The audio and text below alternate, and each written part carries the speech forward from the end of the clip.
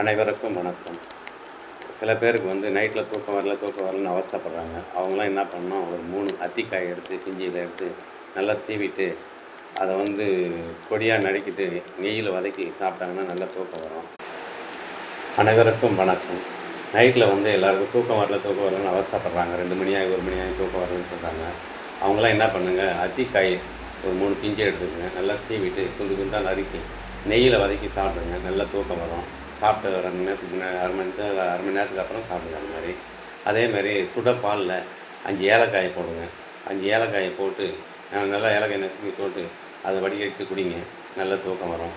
அதே போல் சில பேருக்கு வந்து காது கேட்காம இருக்கும், காது இறைச்சலாக இருக்குது, காது கேட்கலன்னு சொல்கிறாங்க. அவங்களாம் ஒரு 50 கிராம் தேங்காய் எண்ணெய் எடுத்து நல்லா கொதிக்க வச்சு அதில் தூதுவளை பூ அதில் போட்டிங்கன்னா போட்டு பொடிச்சு எடுத்து வடிகட்டி டெய்லி இரவில் 2 சொட்டு காதில் கொடுங்க, நல்லா காது கேட்கும்.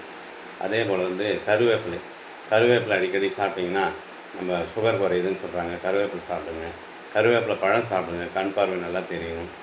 அதே போல் ஆவாரம்பூ கருவளையெல்லாம் இருக்கும் முகத்தில், ஆவாரம்பூவை போட்டு நல்லா முகத்துலலாம் தடவி அரைச்சி ஆவாரம்பூ நல்லா முகத்தில் போட்டு தடவி குளிங்க, நல்ல கருவளையெல்லாம் மறையும், நல்ல முகம் பொலிவடைய செய்யும். அதே போல் கேன்சர் குணமாக நித்திய கல்யாணி பூ நல்லா கொதிக்க வச்சு வடிகட்டி டெய்லி குடிங்க. தினமும் ஒரு 48 நாள் குடிச்சிங்கன்னா இந்த கேன்சர் செல் அழிக்கும் தன்மை இந்த நித்திய கல்யாணி பூவுக்கு உண்டு.